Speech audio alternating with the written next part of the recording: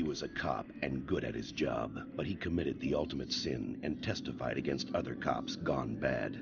Cops that tried to kill him, but got the woman he loved instead. Framed for murder, now he prowls the Badlands, an outlaw hunting outlaws, a bounty hunter, a renegade.